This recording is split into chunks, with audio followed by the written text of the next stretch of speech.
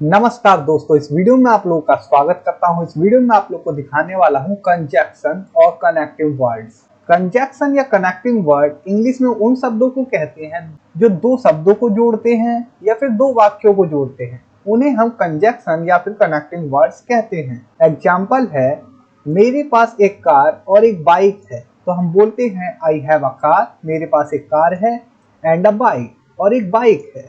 इसी प्रकार से मैं बीमार था, अन्यथा मैं बैठक में भाग लिया होता।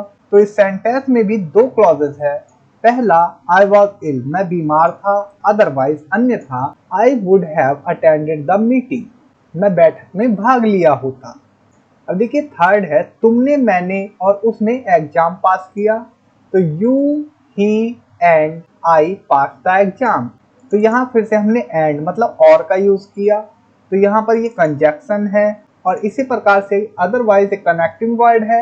इसी प्रकार से देखिए, मैं ना तो पीता हूँ और ना ही धूम्रपान करता हूँ, तो आई नीदर ड्रिंक नॉर स्मोक। यहाँ पर हमने कंजक्शन का यूज किया नीदर और नॉर का, जिसका हम यूज करते हैं ना तो ये करता हूँ ना तो वो करता हूँ, ना तो ये खरीदा ना तो वो खरीदा, इस सेंस में। ओके, अभी मैं आप लोग को इनकी लिस्ट दिखाता हूँ जो कि काफी ज्यादा इंपॉर्टेंट है इंग्लिश बोलने के लिए और ग्रामर को समझने के लिए। जितनी जल्दी हो सके आपको वहां जाना चाहिए। As soon as possible you should go there. यहाँ पर एज सुन एज क्या है, मतलब कि जैसे ही पॉसिबल हो, तो एज सुन एज यहाँ पर कंजक्शन है। आप इस सेंटेंस को इस प्रकार से भी बोल सकते हैं, जितनी जल्दी हो सके आपको वहां जाना चाहिए, you should go there as soon as possible. तो आप लोगों को ये समझ में आया होगा कि हम किस प्रकार से दो वर्ड्स को या फिर सेंटेंसेस को जोड़ रहे हैं इन कनेक्टिंग वर्ड्स की मदद से। अब मैं इनकी लिस्ट दिखाता हूँ जो कि आप लोगों के लिए काफी ज्यादा इंपॉर्टेंट है। देखिए, list of conjunction connecting words. Because मतलब होता है क्योंकि, सिंस मतलब भी होता है क्योंकि या चूंकि, एंड का मतलब होता है के अतिरिक्त और तथा, बट मतलब होता है लेकिन मगर परंतु, और मतलब या अथवा, और एल्स मतलब नहीं तो या अन्यथा, अदरवाइज मतलब अन्यथा, येट मतलब तक या किंतु, स्टिल मतलब फिर भी या अभी भी, ऑल्सो मीन्स भी या साथ ही में, एज वेल एज मतलब साथ ही साथ, एज सुन एज मतलब जैसे ही या जितनी जल्दी हो सके, इफ मतलब होता है अगर या यदि, वैन मतलब जब, आफ्टर मतलब उसके बाद, बिफोर मतलब उसके पहले, एज मतलब जैसा कि या ज्यों ही, अनलेस मतलब जब तक, देयरफॉर मतलब इस कारण या इसलिए, वाइल मतलब हालांकि या जबकि, ऑन द कंट्ररी मतलब इसके विपरीत, एज फार एज मतलब जहां तक, सो फार एज मतलब जहां तक, एज फोर मतलब से संबंधित, वेयर एवर मतलब जहां कहीं भी,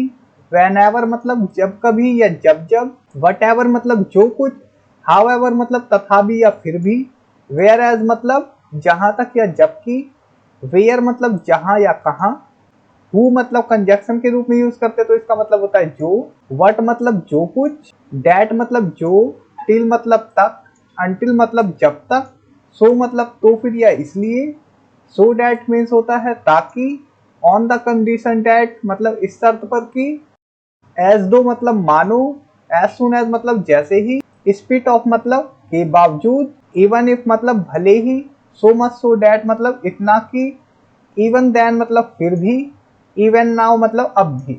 तो ये तो आपको मैंने दिखाया सिंपल वाले कनेक्टिंग वर्ड्स। अब मैं आप लोग को दिखाता हूँ जोड़े में प्रयोग होने वाले कुछ अतिरिक्त कनेक्टिंग वर्ड्स, जैसे ईदर और, या तो या के सेंस में यूज करते हैं, नीदर नॉर, ना तो ना के सेंस में यूज करते हैं, बोथ एंड दोनों और के सेंस में। अभी जब एग्जाम्पल दिखाऊंगा तब आप लोग को इजिली तरीके से पता चलेगा कि इनका यूज किस प्रकार से किया जाता है। नॉट ओनली बट ऑल्सो, ना केवल बल्कि, वेदर और चाहे या, जस्ट एज सो मतलब जिस तरह या प्रकार उसी तरह या प्रकार, नॉट बट नहीं बल्कि, नो सूनर देन जैसे ही तकरीबन वैसे ही, और रेदर या बल्कि या इसके बजाय, या यू कहे कि इसका सेंस होता है, रेदर देन के बजाय, एज का यूज करते हैं जैसा वैसा, एज मच एज जितना उतना, सो डैट इतना की, सच डैट इस प्रकार का की, स्कैर्सली वैन मुश्किल से जब, मोर देन से ज्यादा, द मोर जितना उतना।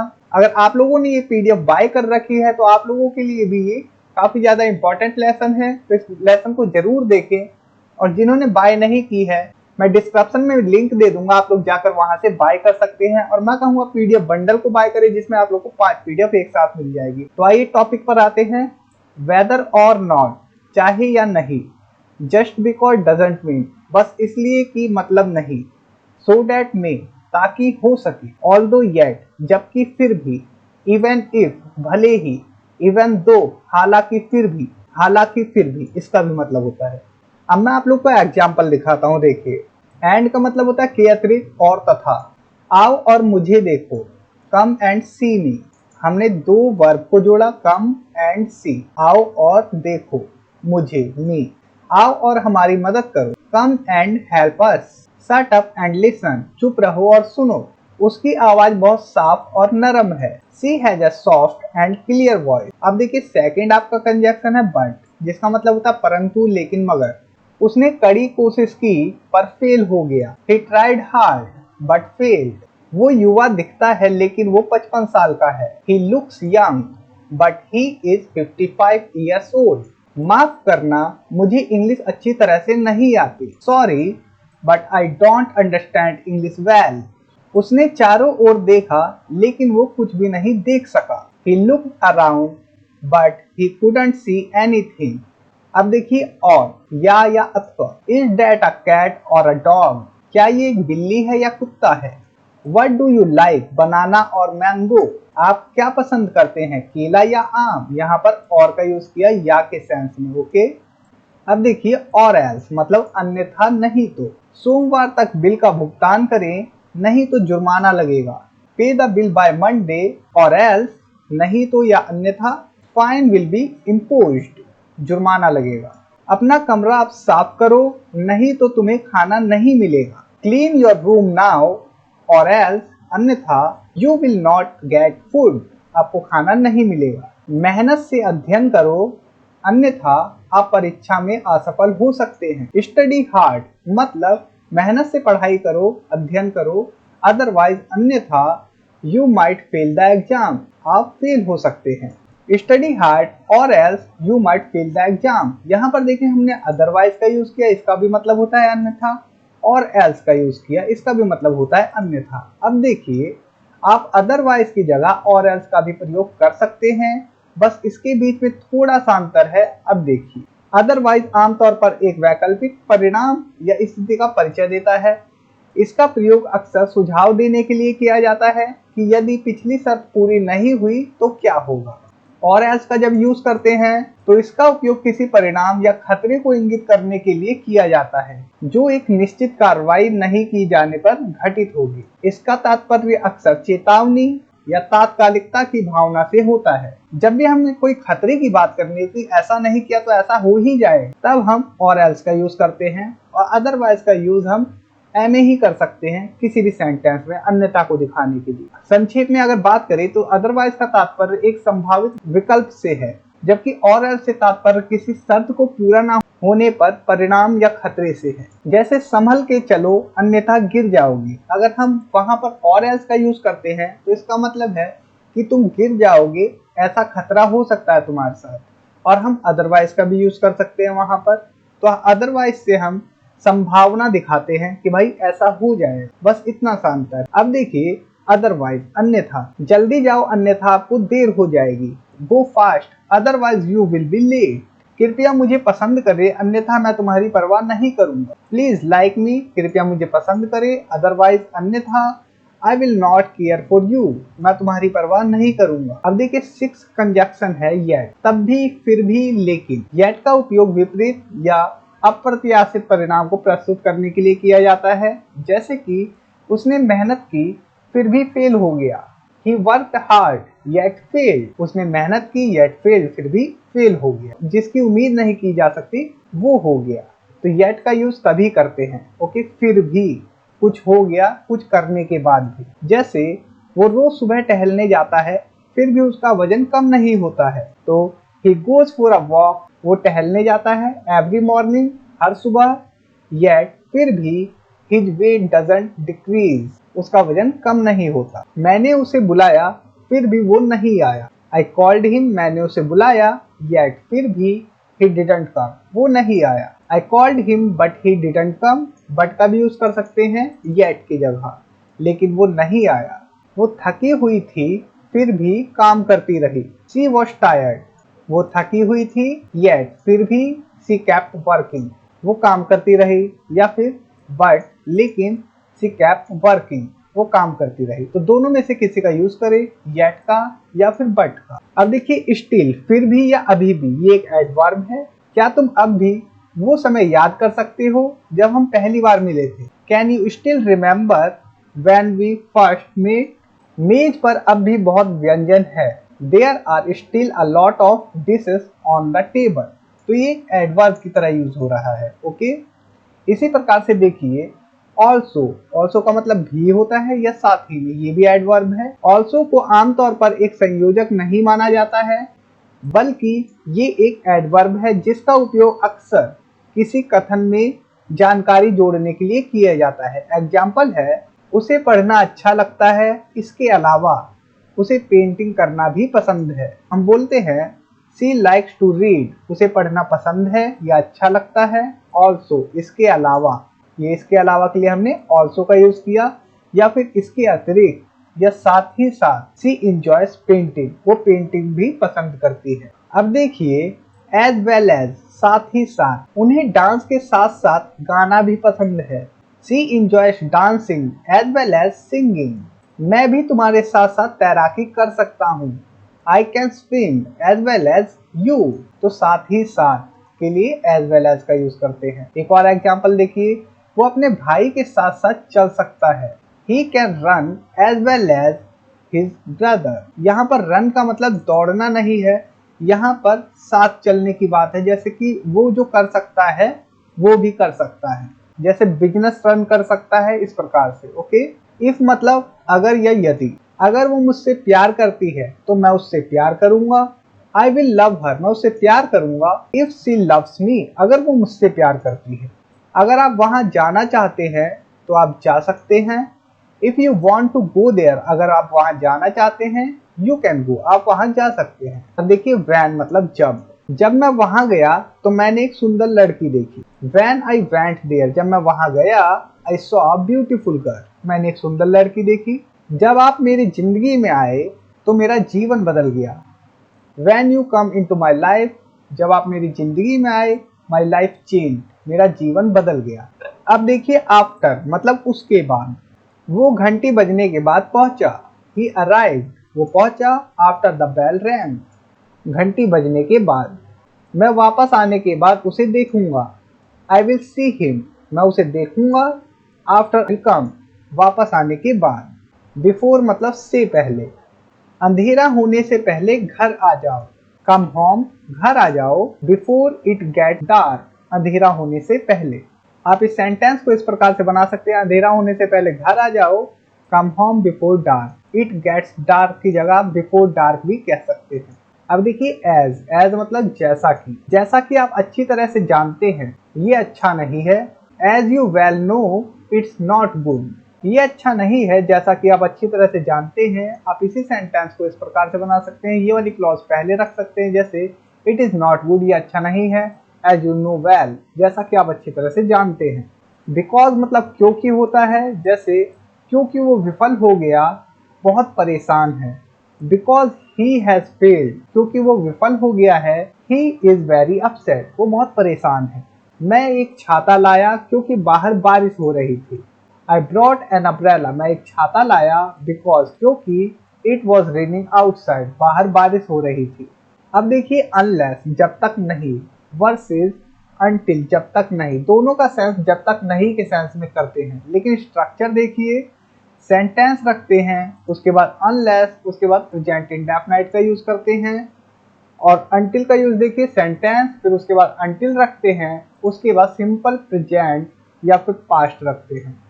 आप कहेंगे यहाँ पर भी तो सिंपल प्रेजेंट है, अभी मैं आपको अंतर दिखाता हूँ। देखिए अनलेस एक नेगेटिव वर्ड है, इससे बनने वाली क्लॉज में नॉट का प्रयोग नहीं करते हैं, और अनलेस का प्रयोग हम कंडीशन शर्त के लिए करते हैं। जैसे जब तक तुम माफी नहीं मांगते मैं तुम्हें माफ नहीं करूंगा, तो यहाँ पर एक शर्त है, जब तक तुम माफी नहीं मांगोगे तो मैं माफ नहीं करूंगा, तो ये कंडीशन है, शर्त है।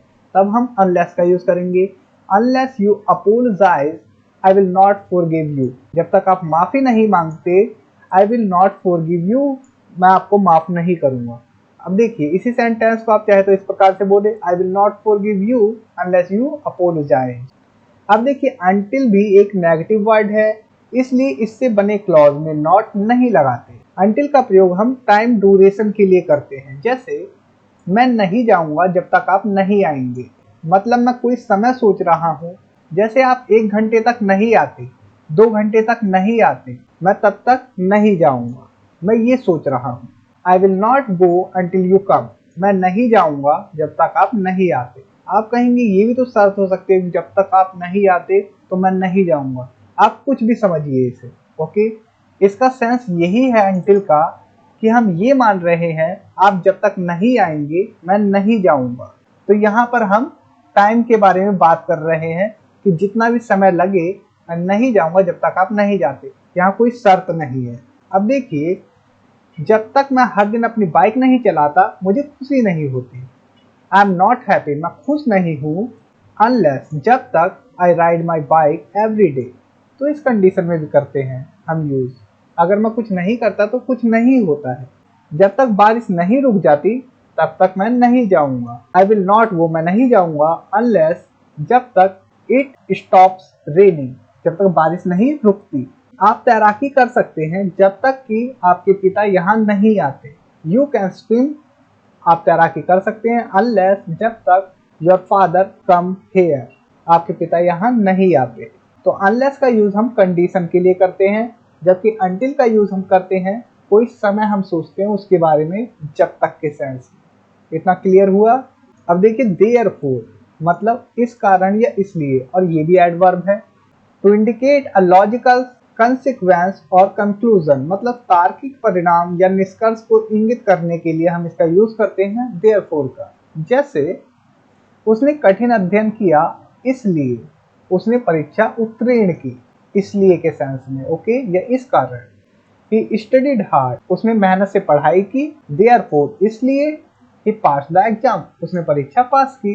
अब देखिए to show cause and effect relationship, मतलब कि कारण और परिणाम। कल रात उसे ठीक से नींद नहीं आई, इसलिए वो आज थका हुआ महसूस कर रहा है। कारण क्या था? उसे नींद नहीं आई। परिणाम क्या हुआ? वो थका हुआ महसूस कर रहा है। तब भी हम देयरफॉर का यूज करते हैं, जिसका हिंदी सेंस है इसलिए। ही डिडंट स्लीप वेल, वो ठीक से नहीं सोया लास्ट नाइट, पिछली रात। देयरफॉर, इसलिए। ही फील्स, उसे लगता है टायर्ड, थकान महसूस, टुडे, आज। अब कर रहा है के लिए हम यहाँ कंटिन्यूस नहीं करेंगे, ही फीलिंग नहीं करेंगे, हम फील्स ही रखेंगे। इसे सिंपल प्रेजेंट में ही हम यूज करते हैं फील को, या फिर पास्ट में यूज करते हैं। आईएनजी फॉर्म में यूज नहीं करते, उसका अलग मीनिंग हो जाता है। मैं तैयार हूँ, इसलिए हम अब जा सकते हैं। आई एम रेडी, मैं तैयार हूँ। देयरफॉर, इसलिए वी कैन गो नाउ, हम जा सकते हैं। हमें बहुत देर हो चुकी है, इसलिए हमें जाना चाहिए। वी आर टू लेट, हमें बहुत देर हो चुकी है। देयरफॉर, इसलिए। वी शुड गो नाउ, हमें अब जाना चाहिए। वाइल मतलब होता है हालांकि, जबकि, कुछ करते हुए। जब एक व्यक्ति दो काम करे, जैसे वो खाते हुए बात कर रहा था, तो स्ट्रक्चर देखिए, सेंटेंस, उसके बाद वाइल, उसके बाद वर्ब की आईएनजी फॉर्म और अदर वर्ड्स उसके बाद हो सकते हैं। जैसे ही वॉज टॉकिंग, ये आपका सेंटेंस हो गया, वो बात कर रहा था। वाइल ईटिंग, खाते खाते, या खाते समय, या खाते हुए, ओके। खाते समय तुम्हें बात नहीं करनी चाहिए। यू शुड नॉट टॉक, आपको बात नहीं करनी चाहिए। कब? वाइल ईटिंग, खाते समय। पढ़ते समय वो मुझसे बात नहीं करता। He doesn't talk to me, वो मुझसे बात नहीं करता। कब नहीं करता? वाइल रीडिंग, पढ़ते समय, या पढ़ते हुए, या पढ़ते पढ़ते वो मुझसे बात नहीं करता। इस वाक्य में एक ही सब्जेक्ट है, वही पढ़ता है, वही मुझसे बात नहीं करता है। इतना क्लियर है? अब देखिए, जब दो व्यक्ति दो अलग अलग काम करे, जैसे जब वो मेज लगाया था तो उसकी पत्नी ने रात का खाना बनाया। अब इसमें दो पर्सन है, एक तो वो और उसकी पत्नी। तो देखिए स्ट्रक्चर क्या होगा, सेंटेंस, उसके बाद वाइल, उसके बाद सेंटेंस। जैसे हिज वाइफ कुक्ड डिनर, उसकी वाइफ ने खाना बनाया। वाइल, जबकि ही सेट द टेबल, जब मैं पढ़ रहा था तब मेरा दोस्त खेल रहा था। तो ये जब तब वाला सेंस देता है, जैसे कि माई फ्रेंड वॉज प्लेइंग, मेरा दोस्त खेल रहा था, वाइल जब आई वॉज स्टडिंग, मैं पढ़ रहा था। जब दो पर्सन हो तब ये जब वाला सेंस देता है, जब तब वाला। ओके, अब देखिए, to contrast two different actions और स्टेट्स, जब तुलना दिखाना हो जबकि, ये वाइल जबकि वाला भी सेंस देता है। जैसे उसे दूध पसंद है जबकि उसे चाय पसंद है, वो दूध पसंद करती है, वाइल ही प्रीफर टी, जबकि वो चाय पसंद करता है। रवि बाजार गया था जबकि उसका दोस्त खेलने गया था, Ravi went to the market, Ravi बाजार गया था, वाइल जबकि his friend went to play, उसका दोस्त खेलने गया था। अब देखिए एज इफ एज दो, जिसका मतलब होता है मानो। अब देखिए एज इफ और एज दो में क्या अंतर है। एज इफ जो है वो बोथ मतलब कि फॉर्मल एंड इनफॉर्मल कॉन्टेक्स्ट में यूज किया जाता है, और एज दो का यूज करते हैं कंसिडर्ड स्लाइटली मोर फॉर्मल और लिटरेरी, मतलब कि लिखने में और फॉर्मल तरीके से यूज करते हैं हम एज दो का। और फॉर्मल और इनफॉर्मल दोनों प्रकार से एज इफ का यूज करते हैं, मतलब कि दोनों में कोई अंतर नहीं है, दोनों का मीनिंग सेम है। तुलना या उपमा देने के लिए, अब देखिए स्ट्रक्चर होता है सेंटेंस प्लस एज इफ या एज दो, कुछ भी यूज कर सकते हैं। उसके बाद सब्जेक्ट, उसके बाद वर्ड, उसके बाद वर्ब, उसके बाद अदर वर्ड। ध्यान रहे एज इफ या एज दो के बाद सभी सब्जेक्ट के साथ वर्ब का यूज होता है। ओके, वर्ब का यूज करेंगे, वॉज का यूज नहीं करेंगे, या फिर वर्ब की सेकंड फॉर्म का यूज करेंगे, या हैड का, या वुड ही आएगा। लेकिन कुछ और भी कंडीशन है जो अभी आप सीखेंगे। देखिए, उसने ऐसे नृत्य किया, उसने ऐसे नाच किया मानो वो हवा में तैर रहा हो। ही डांस्ड, उसने नाचा, कैसा नाचा, एज इफ मानो ही वर फ्लोटिंग ऑन द एयर, जैसे वो हवा में उड़ रहा हो या तैर रहा हो। ठीक है, वर का यूज किया हमने। उसने मुझे ऐसे देखा जैसे मैं कोई अजनबी हूँ।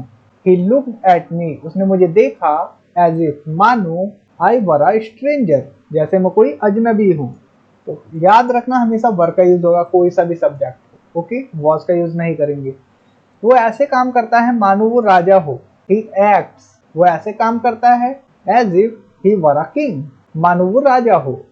अब देखिए, to express a hypothetical situation और मैनर, वो ऐसे बोलता है जैसे उसे सब पता है। ही स्पीक्स, वो बोलता है एज इफ मानो ही नोज एवरीथिंग, जैसे उसे सब पता है। अब देखिए वाक्य में he speaks as if he knows everything, वर्तमान काल में नोज का यूज किया। यहाँ पर हमने सेकंड फॉर्म का यूज नहीं किया, जबकि मैंने बोला था एज इफ के बाद वर्ब की सेकंड फॉर्म का यूज करते हैं। तो यहाँ पर हमने इसे क्यों यूज किया है, क्योंकि चल रही प्रकृति पर जोर दे रहा है। मतलब हम श्योर नहीं है, क्या पता वो जानता हो, क्या पता वो नहीं जानता हो। ही स्पीक्स, वो बोलता है एज इफ मानो ही नोज एवरीथिंग, जैसे उसे सब पता हो। अब हमें नहीं पता कि उसे पता है या नहीं, तब हम यहाँ पर वर्ब की सेकंड फॉर्म का यूज नहीं कर रहे हैं। अब देखिए, जो भी हो, यहाँ पर आप सेकंड फॉर्म भी यूज कर सकते हैं। He speaks as if he knew everything. Okay, ये भी यूज कर सकते हैं। तो दोस्तों, अभी ये काफी अभी बचा हुआ है, लेकिन मैं आप लोग को अब जोड़े वाले कंजक्शन दिखाता हूँ, क्योंकि वीडियो काफी लॉन्ग हो रही है।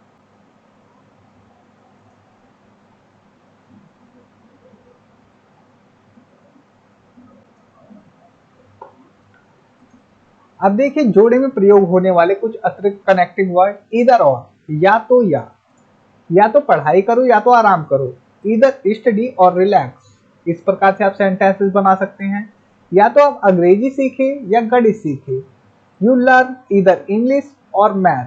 ध्यान रहे, जिस दो चीजों के बारे में बात हो रही है, तो पहली चीज से पहले हम इधर को रखते हैं और दूसरी चीज से पहले हम और को रखते हैं।